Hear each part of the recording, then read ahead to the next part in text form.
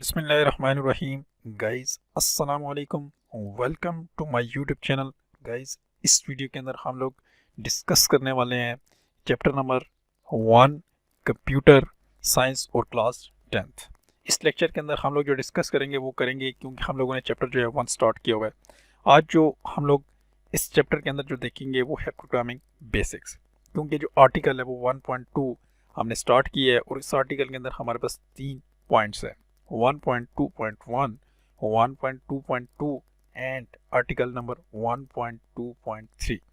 इस वीडियो के अंदर सिर्फ हम लोग आर्टिकल 1 देखेंगे, रिजर्व वर्ड और प्रोग्रामिंग बेसिक को, क्योंकि हम लोग स्टार्ट कर रहे हैं बेसिक से एडवांस की तरफ। तो हम लोग क्या करेंगे कि प्रोग्रामिंग की सबसे पहले बेसिक्स को देखेंगे, उसके बाद reserve word and up to so on हम आगे इसकी इंशाल्लाह एडवांस साइड पे जाएंगे। तो प्रैक्टिकल भी देखेंगे। अभी स्टार्ट करते हैं रिजर्व वर्ड को। रिजर्व वर्ड से पहले हम लोग प्रोग्रामिंग बेसिक को देखेंगे कि आर्टिकल हमारे पास जो 1.2 है, इसमें प्रोग्रामिंग बेसिक्स हमारे पास क्या होती है कि फॉर एग्जांपल अगर आपको मैं समझाऊं कि हमारे पास एक लैंग्वेज है, हर लैंग्वेज की क्या होती है, मुख्तलिफ रूल्स एंड रेगुलेशंस होते हैं। अगर मैं आपको एग्जांपल दूं इंग्लिश, इंग्लिश हमारे पास एक क्या है, एक लैंग्वेज है। तो उस लैंग्वेज के लिए हमारे पास सम रूल्स होते हैं, कुछ रेगुलेशन होती हैं। तो वो जो रूल्स एंड रेगुलेशंस होती हैं वो क्या है, हमारे पास ग्रामर है। तो उससे हम क्या बनाते हैं, इंग्लिश की एक लैंग्वेज बनाते हैं। इसी तरह हम देखते हैं प्रोग्रामिंग की बेसिक्स क्या होते हैं। Each programming language has some primitive building blocks and provides some rules in order to write an accurate program। Program की लैंग्वेज को लिखने के लिए कुछ हमारे पास प्रिमिटिव बिल्डिंग ब्लॉक्स होते हैं जो प्रोवाइड करते हैं सम रूल्स, क्योंकि किसी न किसी रूल्स को हम लोग यूज़ करके या ऑर्डर को यूज़ करके हम उसको क्या करेंगे, एक्यूरेटली प्रोग्राम्स को लिखेंगे। उसके बाद वो कह रहा है this set of rules is known as syntax. यहाँ पे हमारे पास एक सिंटैक्स की डेफिनेशन है कि वो जो रूल्स एंड रेगुलेशंस होते हैं वो हमारे पास क्या होता है, it is called syntax of language. या आप कहेंगे सिंटैक्स। ये आपका जो डेफिनेशन है सिंटैक्स की काफ़ी इंपॉर्टेंट है, ये एग्जाम के पॉइंट ऑफ व्यू से ये आप लोगों ने लाजमी अपने माइंड में रखनी है। Next, syntax can be thought of as grammar of a programming language.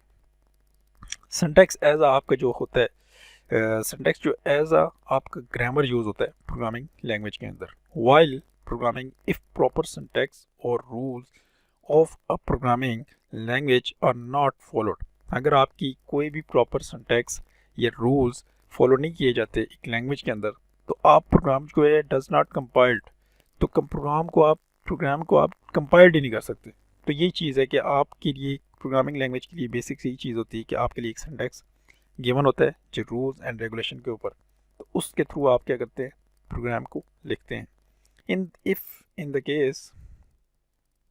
This case the compiler generate an error, तो कंपाइलर क्या करेगा उस टाइम पे आपका एरर जनरेट कर देगा। This kind of error are called syntax error.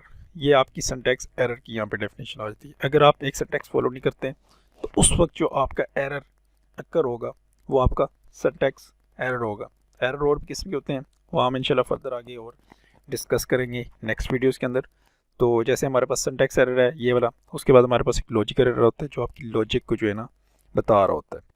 Next देखते हैं। नेक्स्ट थोड़ा सा मैं आपको बताता चाहूँ इस डायग्राम के थ्रू कि हमारे पास जो है ना ये सिंटैक्स रूल्स क्या होते हैं। अगर मैं आपको सी प्रोग्राम को अंदर बताऊँ, प्रोग्राम के अंदर, तो इसके अंदर क्या हो रहा है कि हमारे पास जो टॉप एंड में होती हैं वो फाइल्स जो होती हैं वो हेडर फाइल्स होती हैं। लाइक ये आपको नज़र आ रहा होगा इंक्लूडिंग हेडर फाइल्स, जैसे इंक्लूड stdio.h। उसके बाद हमारे पास होती है यहाँ पे मेन। अब ये जो मेन फंक्शन है ये मस्ट बी देयर, कि मेन फंक्शन आपका हमेशा यहाँ पे होगा। इसका रीज़न ये है कि आपका जब भी कंपाइल होता है ना प्रोग्राम, तो IDE हमने देख ली है, कंपाइलर हमने देख लिया है, एडिटेक्स हमने देख लिया है, वो जब भी कंपाइल होगा तो वो आपका मेन फंक्शन के थ्रू होता है। तो ये मेन फंक्शन हमारा हमेशा रहेगा, उसको हम इस तरह लिखते हैं। उसके बाद आपकी ये जो करली ब्रैकेट होती है यहाँ पे लगती है और इसके अंदर हम अपनी क्या होती हैं, प्रोग्राम की बॉडी को लिखते हैं। मतलब ये प्रोग्राम इनक्लोज विद इन है करली ब्रेसेस, इन करली ब्रेसेस के अंदर हम सारे के सारे प्रोग्राम को क्लोज करते हैं। और ये जो कोई भी स्टेटमेंट लिखते हैं तो उसके आगे हमारे पास यहाँ पे सेमी कॉलम आता है, ये यहाँ पे हमने शो किया हुआ है। ये हमारे पास कुछ है syntax rules according to C programming language. Next, जो फर्स्ट आर्टिकल है हमारे पास 1.2.1 रिजर्व वर्ड। अब रिजर्व वर्ड हमारे पास क्या होता है इसको थोड़ा सा देखते हैं डिटेल के अंदर। फर्स्ट इसकी डेफिनेशन को यहाँ पे मैं रीड करता हूँ। इन द कंप्यूटर लैंग्वेज, वो कह रहा है आपकी कंप्यूटर लैंग्वेज के अंदर a reserve word also known as a reserve identifier. Reserve word जो होता है आपका एज आइडेंटिफायर भी होता है, is a word that can not be use an identifier, लेकिन इसको हम आइडेंटिफायर यूज नहीं करते, such as the name of variable, function और label, it is reserve from use. एक सिंपल इसकी डेफिनेशन ये है कि हमारे पास जो रिजर्व वर्ड होता है, words which have predefined meaning in C language, कि पहले से हमारे सी लैंग्वेज के अंदर प्री डिफाइन होता है। फॉर एग्जांपल जैसे उसने बात की यहाँ पे वेरिएबल्स की, फंक्शन की, लेबल्स की, it is the reserve from use. तो ये सारे के सारे हमारे पास क्या होते हैं, रिजर्व वर्ड होते हैं, जो पहले से हमारे पास प्री डिफाइंड मीनिंग होती है सी लैंग्वेज के अंदर। एक एग्जांपल के थ्रू मैं आपको समझाता हूँ। फॉर एग्जांपल हमारे पास है इंट, फ्लोट, ये सारी सारी जो टाइप्स दी हुई है, ये हमारे पास कौन सी टाइप्स है, डाटा टाइप है। तो इंट हमारे पास एक डाटा टाइप है, इसको हम किसी और फंक्शन के लिए यूज़ नहीं कर सकते। इसका जो मकसद है कि ये जो टाइप होती है वो इंट होती है, मींस वो इंटीजर होती है। तो इसका मतलब हुआ कि इंट को हम सिर्फ उसी पर्पज़ के लिए यूज़ कर सकते हैं, इसके अलावा हम किसी और चीज़ के लिए इसको यूज़ ही नहीं कर सकते। एक और एग्जांपल देता हूँ आपकी, अगर फंक्शन की बात करूँ तो हमारे पास आता है इफ़। इफ़ का मतलब हुआ कि आपने जब भी इफ़ यूज़ करना है तो उसके आगे आपने उसका एक्सप्रेशन स्टेटमेंट लगानी ही लगानी है, कि उसके बाद आप एक्सप्रेशन लिखोगे कि इफ़ ये एक्सप्रेशन देन दिस दिस। तो वही चीज़ है, हम लोग यहाँ पे मैं एग्जांपल के थ्रू आपको समझा रहा हूँ, आपने परेशान बिल्कुल भी नहीं होना कि आप कहीं ये पता नहीं क्या चीज़ कह रहा है, ये क्या है। तो मैं आपको सिंपल ये चीज़ बता रहा हूँ।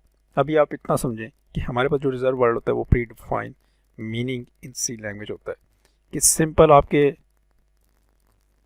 लैंग्वेज के अंदर कुछ चीज़ें दी होती हैं। मैं आपको एक टेबल दिखाता हूँ। ये हमारे पास एक टेबल है, इसके अंदर आप देख रहे होंगे काफ़ी सारी यहाँ पे आपको लिखा हुआ नज़र आ रहा होगा, constant, auto, int, short, signed, struct, switch, अनसाइन, इस तरह की बहुत सारी चीज़ें होती हैं। जैसे मैंने आपको डेफिनेशन के अंदर बताया, यहाँ पे वो कह रहे हैं आपके such as the name of variable, function और लेबल्स। वही चीज़ यहाँ पे कह रहे हैं कि आपके की वर्ड्स होते हैं सी लैंग्वेज के अंदर, जो रिजर्व वर्ड्स हैं।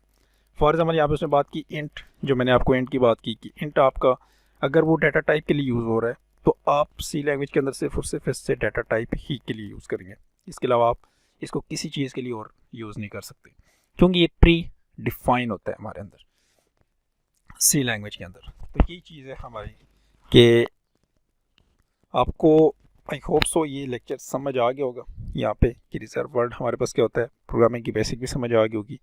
इसी के साथ इंशाल्लाह ये वीडियो हम यहीं पे एंड करते हैं, और नेक्स्ट वीडियो के अंदर हम लोग इसका आर्टिकल नंबर 1.2.2 को डिस्कस करेंगे। और अगर आप चैनल पे आने वाले नहीं हैं तो चैनल को सब्सक्राइब करें, लाइक करें, शेयर करें। Thank you so much.